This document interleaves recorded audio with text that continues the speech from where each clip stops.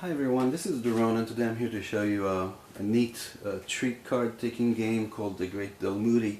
I gotta be honest, I haven't played this game. However, somebody asked me and he said, I've been looking for a good video and I haven't seen any, and you know what, all of the videos that I myself was looking for or at even though they were good videos, some of them, I was always left with uncertainty. So the only way that I was able to actually get a grasp of on this game is really buying it, which is relatively, it's not expensive at all. I think we can get it around $10 or so.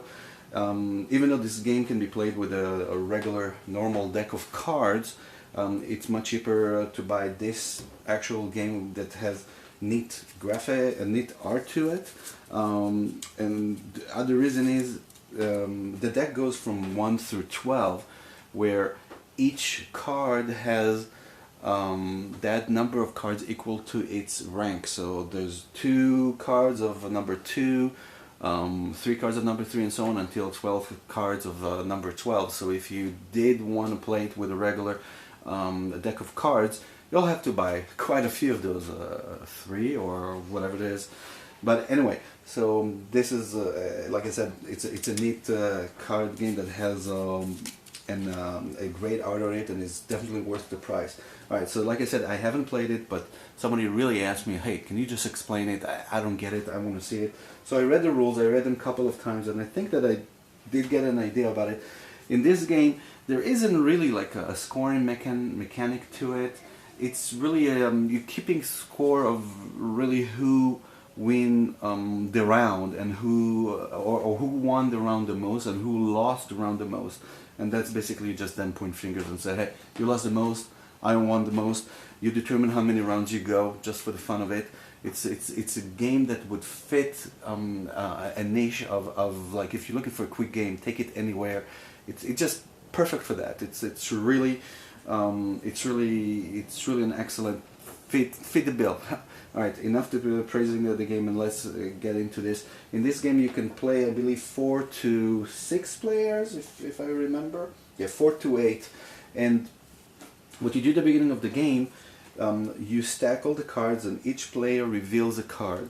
And that will determine, according to the result, where you're going to sit at the table, which that's important. You're going to be sitting according to your rank in your society, if you can call it this way.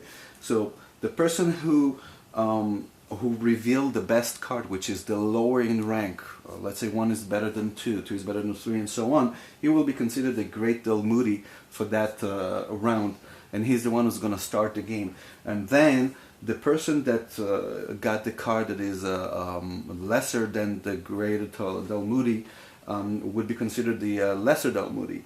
Then after that you will have a lesser peon and a greater peon. So the person who got the worst card will be considered the great peon. So let's pretend that the Great Dalmuti sits here, then you're going to have the lesser Dalmuti here, the lesser peon, and the greater peon here. Now if you play more than 4 players, any cards in between, basically these two, will be considered a merchant. Now in this deck, like I mentioned, you have a number of cards matching the number on each card, with an exception. There are 2 cards that are considered jesters.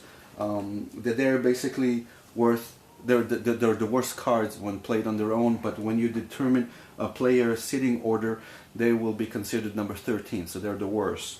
So the way that this goes, and I really you separate, you deal the deck. It's going to be the job of the greater peon, who's the person who's going to basically serve everybody for this round until he gets a better position in society. He deals the deck 1 to each player until the deck is depleted, and then the greater peon, the Great Dalmuti, what he does by starting the game, he decides a certain combination of cards, and any combination. So he can take, let's say he has, I'm looking, 3 cards of 6, let's say, for whatever he wants to do that, or he can play 4 cards of 9, and so on. So let's imagine, just for the sake of this game, let's find a few 6s. Let's say 3 6s. He puts it down, and in a clockwise order, then the lesser Dalmuti, what he needs to do, he needs to follow and put a better combination. But he has to place the same number of cards, and it will have to be 5 or stronger cards, which again, 5 or 4, 3, 2, well actually, if there are the same number of cards that matching the numbers, it will be 5, 4, or 3. Those, only 2 of those. So he will look in his deck and see, well, there's a 4, there's a 5, I have 2 4s. Well, he doesn't have anything better that he can do, so he will have to pass. Alright? Then it's going to be the lesser peon's turn, and he's going to try and find a better combination. Let's see if he can look and find something. There's a 5, there's a 4, there's 2 4s. Does he have another 4? No, however, he has a jester. And the jester on its own, when played, is considered the worst card, number 13, but it can be combined to make basically a collection. He's like a joker, so I can combine him with the 2 4s, put him down, and there you go. I play these guys, and now it's the greater peon's turn, and so on. Now, to mention, once it's this guy's turn who passes, if he goes back again to him, he can actually, if he has a card combination he can play, he doesn't have to pass again. He can play it. He can intentionally pass him the first time just to see what everybody else is doing. Let's see what else. I know that I missed something. So the moment that everybody passes, then the person, then I think it's the greater peon collects all the cards, put them to the side, and you keep on going. The first person who's getting rid of their card is going to be considered the great Dalmuti for the next round. The person after that will be considered the lesser Dalmuti, and so on. After this, lesser Dalmuti will be the lesser peon, and then the greater peon. Now there is something that I haven't mentioned. Before starting the game, after dealing the cards, there's the taxation phase, where I believe, how does that work exactly? That the great Dalmuti is exchanging cards with I believe the greater peon. So with the greater peon, the weakest guy in this whole thing, will have to give 2 of his best cards to the great Dalmuti. And then in exchange, the great Dalmuti will give him any 2 cards that he wants. That's kind of like power of society, of ranking.